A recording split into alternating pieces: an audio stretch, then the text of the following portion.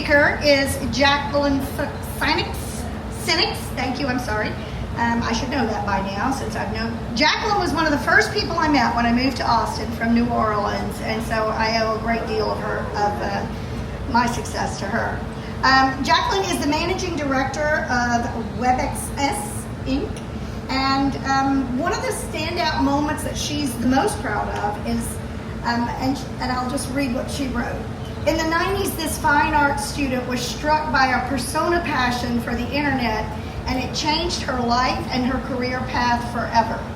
2026 marks the culmination of decades of hard work as the agency celebrates its 30th anniversary. So that alone deserves a round of applause.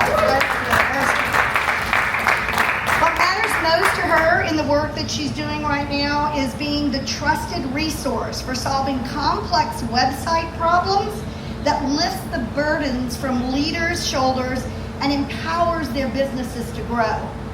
Her personal disruption: when I feel a stress point, I recite a Walt Disney quote, "Keep moving forward," and give myself permission to keep turning the wheels.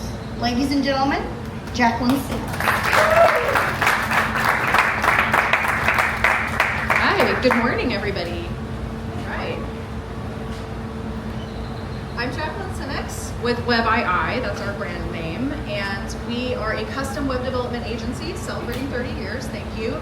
We have teammates across 4 countries, including an office right here in Austin, Texas. And today I would like to share with you a little shift, a flip, if you will, that can have a real impact on your team culture and the work that's getting done. And not just who's doing it, but how they're experiencing it. So let's flip our thinking. For a long time, this is how our workflow was. We get a project, we assign the work, deliver, we repeat, and then once a year, annual employee feedback. And that works a little bit on a surface level. But the new flip is this: let's start with the people, not just the work, not just who is doing it, who is experiencing it, and how they're experiencing it. We started by simply asking better questions. Instead of just checking boxes against a job description, performance, KPIs, how fast are things getting resolved? How about something like this? Making it more about them. What is their favorite client, project, type of task, and why? What are their sticking points and roadblocks that they're not telling you about? And what is that thing that they would like to be doing that is not part of their job role?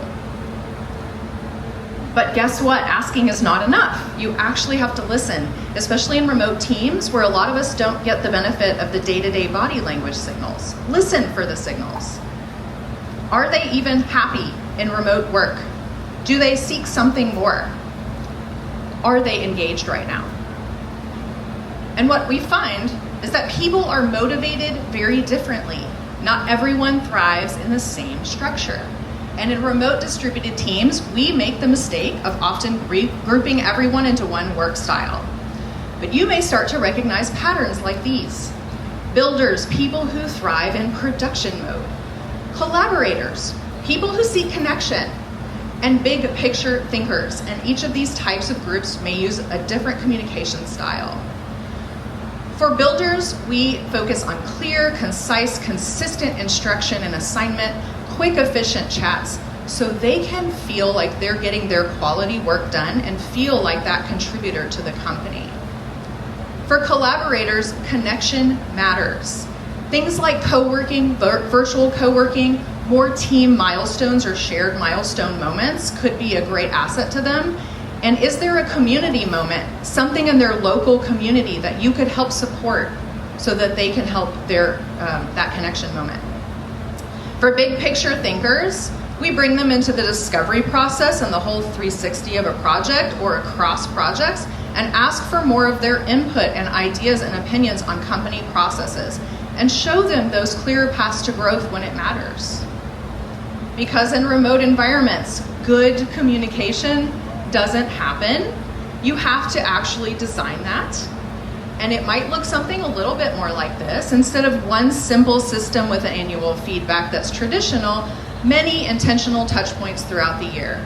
Things like Open office hours when everyone knows that leadership is accessible and available and allowed to be spoken to. Giving them permission to have informal check-ins, digital or otherwise. And sure, still annual feedback, but now it's not the only time we listen, and it's a collaborative discussion. Communications is also not separate from your operations. Those SOPs, workflows, wireframes, frameworks, customer service comms, it is already communicating with your team, whether you designed it well or not, setting expectations and providing support and clarity, or very much a lack of that. Quick proof point for us, this has translated into retention for our team. Our average team member at WebII has been with us for over 10 years. Communication is not just a layer on top, it is the system. And if you design it with intention, everything else seems to work better. Thank you.